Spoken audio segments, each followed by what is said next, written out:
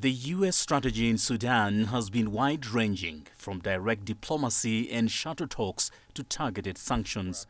Most notably, Washington has been leading a mediation strategy referred to as the Quad, alongside Saudi Arabia, the United Arab Emirates and Egypt.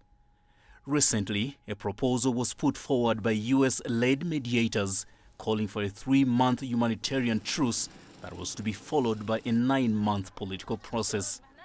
We have appealed and we have asked repeatedly the two parties to accept this humanitarian truce as presented without any preconditions.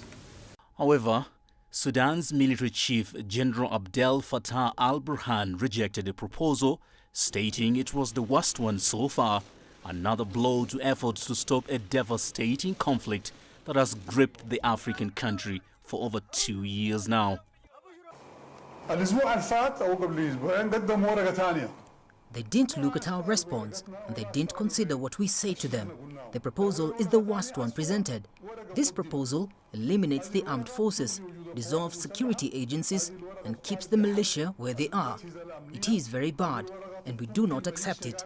And I believe if the mediation continues in this direction, we will consider it to be biased mediation. Human rights advocates say there is an urgent need for a regional consensus to stop the fighting in Sudan.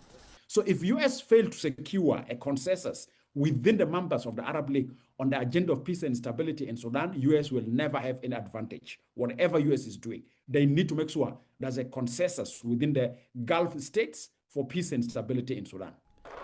Meanwhile, the U.S. Treasury and State Department have also used targeted sanctions on individuals, entities, and companies linked to both the Sudanese army and the RSF. UAE-based companies accused of facilitating gold sales and arms to the RSF have also been sanctioned. According to the UN, at least 40,000 people have been killed since the conflict broke out in April 2023, with over 14 million forced to flee their homes. But despite repeated diplomatic attempts and targeted financial pressure, the conflict has only worsened, pushing the country further toward a worsening crisis. Daniel Arap Moy, CGTN.